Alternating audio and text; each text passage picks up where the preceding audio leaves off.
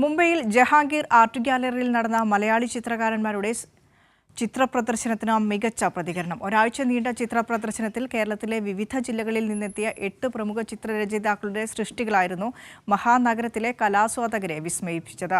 കേരളത്തിന്റെ പ്രകൃതിയും വൈവിധ്യമാർന്ന ജീവജാലങ്ങളും മനുഷ്യബന്ധങ്ങളും പ്രകൃതി ചൂഷണത്തിന്റെ പ്രത്യാഘാതങ്ങളുമായിരുന്നു പ്രമേയം. വ്യത്യസ്ത നിറങ്ങളിലും ശൈലികളിലുമായി ആനുകാലിക ചിത്രരചനാ രീതിയാണ് എല്ലാ ചിത്രകാരന്മാരും അനുവർത്തിച്ചത്. സ്വന്തം ഭാവനയിൽ രൂപപ്പെട്ട ചിത്രങ്ങൾ വ്യത്യസ്ത നിറച്ചാർത്തിലൂടെ ക്രിയാത്മകമായി ക്യാൻവാസിൽ പകർത്തിയപ്പോൾ കലാസ്വാദകർക്ക് ദൃശ്യവിരുന്നായി. Akbar group chairman KV Abdul Nasar ഉദ്ഘാടനം ചെയ്ത ചിത്രപ്രദർശനത്തിന് മികച്ച പ്രതികരണമാണ് മുംബൈയിൽ ലഭിച്ചത്. ബോംബെയിലെ അനുഭവം എന്ന് പറഞ്ഞാൽ ഞങ്ങളിപ്പം കേരളത്തിൽ നിന്നുള്ള 8 പേര് 8 ശൈലിയിലെ വർക്കുകളാണ് നമ്മുടെ ഇവിടെ എക്സിബിറ്റ് ചെയ്തത്.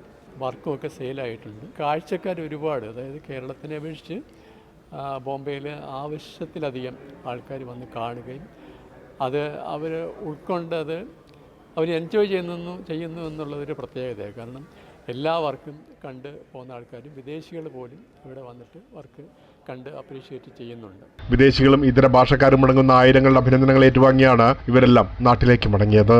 പ്രേംലാൽ, കൈലി ന്യൂസ്, മുംബൈ.